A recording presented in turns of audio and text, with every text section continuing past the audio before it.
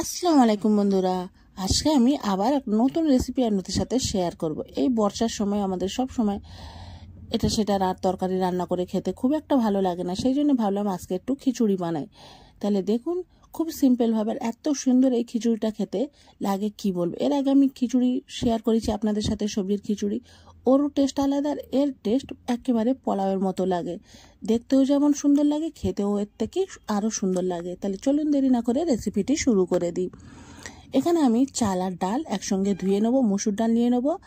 আর দেখুন, এটা আমি খুব ভালোভাবে ধুয়ে নিয়েছি। চাল আপনাদের পরিমাণ মতো নেবেন, ফ্যামিলিতে যতজন লোক সেই অনুযায়ী আপনারা চালটা নেবেন। আর ডালটা মিনিমাম 200 নেবেন, 200 থেকে 300 বা 250, এরকম খুশি সেরকম নেবেন। যত ডাল দেবেন ভালো লাগবে বেশি।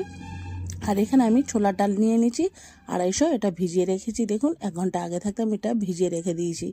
এবারে আমি গ্যাসে কড়া বসিয়ে দেবো, দিয়ে এর মধ্যে সাদা তেল দিয়ে দেবো। দিয়ে তেলটা গরম হয়ে গেলে এর মধ্যে কিছু গোটা গরম মশলা দেবো, তেজপাতা, লবঙ্গ, এলাচ, দারচিনি। এই দিয়ে একটু গরম হয়ে গেলে এর মধ্যে আমি 3টে পেঁয়াজ কুচে দিয়ে দেবো। দিয়ে পেঁয়াজটা খুব ভালোভাবে নাড়তে থাকবো। হালকা কালার চেঞ্জ হয়ে গেলে এর মধ্যে তখন আমি চালটা অ্যাড করব। এই খিচুড়িটা খেতে এত সুন্দর লাগে কি বলবো। বর্ষার সময় আমাদের খুব একটা রান্না করতে বা খেতে, খুব একটা তরকারি রান্না করে খেতে খুব একটা ভালো লাগে না, সেই জন্যে খিচুড়ি মাঝে মাঝে এইরমভাবে খিচুড়ি রান্না করে খেলে খুব একটা মন্দ লাগে না। যাই হোক, পেঁয়াজটা হালকা লাল হয়ে যেতে এর মধ্যে আমি দিয়ে দিয়েছি আদা রসুন পেস্ট। দিয়ে খুব ভালোভাবে এটা নাড়তে থাকবো যতক্ষণ না আদা রসুনের কাঁচা স্মেলটা চলে যাবে। দিয়ে যখন খুব ভালোভাবে আদা রসুনটা নেড়েচেড়ে নিয়ে এবার এর মধ্যে দিয়ে দেবো ভিজিয়ে রাখা, ধুয়ে রেখেছিলাম সেই চালটা এর মধ্যে দিয়ে দেবো, চাল আর ডালটা দিয়ে খুব ভালোভাবে নাড়তে থাকবো, না হলে কী হয় নিচে বসে যায়। খুব ভালোভাবে কন্টিনিউ কিন্তু নাড়তে থাকতে হবে, নাহলে নিচে ডাল তো যেহেতু সেই জন্যে বসে যাবে। সেই অনুযায়ী কন্টিনিউ খুব ভালোভাবে এটা নাড়তে হবে। খুব ভালোভাবে নাড়া হয়ে গেলে এর মধ্যে এবার কিছু মশলা অ্যাড করব। হলুদের গুঁড়ো দিয়ে দেবো 1 চামচ, আর লঙ্কার গুঁড়ো 1 চামচ দিয়ে দেবো।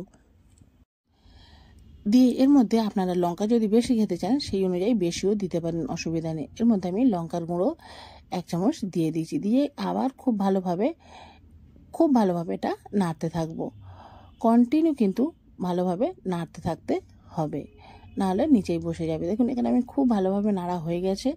এবার আমি এর মধ্যে দিয়ে দেবো, এর মধ্যে আমি কেটে রাখা আলু দিয়ে দেবো। এটা আলুটা আমি মাংসর মতন কেটে নিয়েছি। দেখুন, খুব বড় কাটিনি, যেমনটা আমরা ডিমের আলু করি সেই সেরকম আমি এর মধ্যে আলু কেটে দিয়ে দেবো। দেখুন, আলুটাও আপনাদের ইচ্ছে মতো দেবেন, আলু আপনারা যেমন খাবেন সেই অনুযায়ী আলু দেবেন। আলু না দিলেও হবে, কিন্তু আপনারা যদি আমার আলু খেতে খুবই ভালো লাগে সেই জন্য আলু দিয়েছি।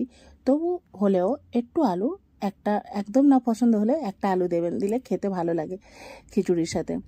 এবারে যে ছোলার ডালটা ভিজিয়ে রেখেছিলাম সেটাও দিয়ে খুব ভালোভাবে নেড়ে নেবো। আর এখানে আমি আরও 2টো পেঁয়াজ এর মধ্যে দিয়ে দেবো। এই পেঁয়াজটা দিতে খেতে খুব সুন্দর, খুব ভালো লাগে। দিয়ে এটাও খুব ভালোভাবে কন্টিনিউ এটা নাড়তে থাকবো। এই পেঁয়াজটা সফট যখন হয়ে যাবে তখন আরও ভাতটা খেতে খুবই ভালো লাগে।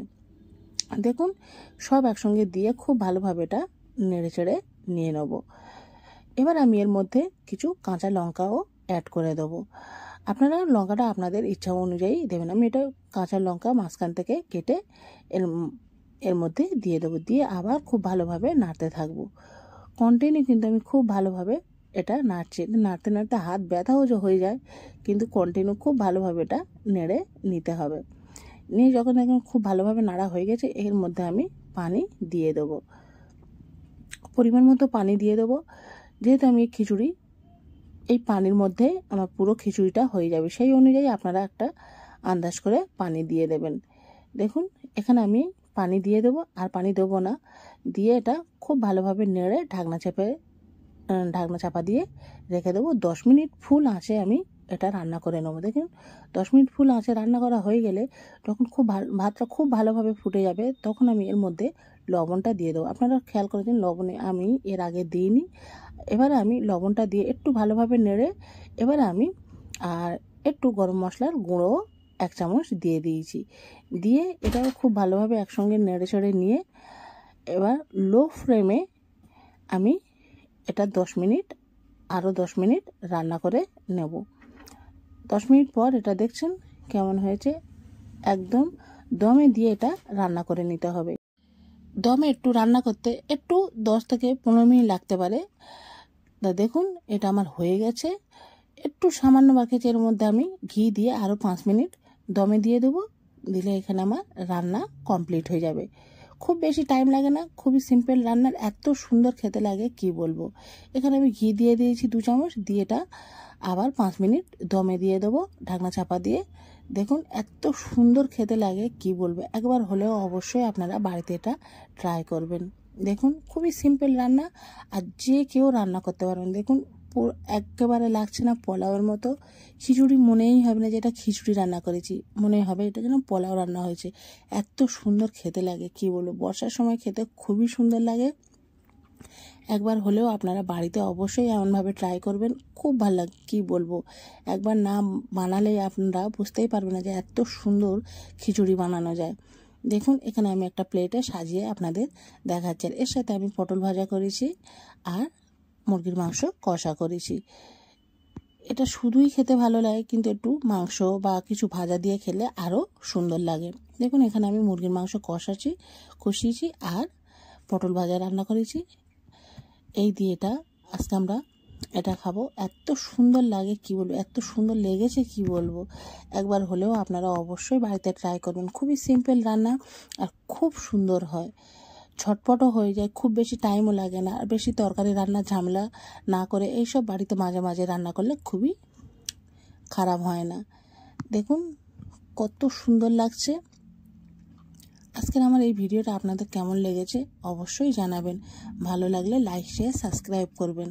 ফেসবুক থেকে দেখলে আমার রুমি কিচেন নামে আছে, অবশ্যই ফলো করবেন। দেখুন খুবই সিম্পল রান্না, খুবই সুন্দর হয়েছে, খেয়ে দেখাচ্ছে, আমার মেয়ে খাচ্ছে, এত সুন্দর লেগেছে কি বলবো। আজকের ভিডিও এই পর্যন্ত, আল্লাহ হাফিজ, সবাই ভালো থাকবেন।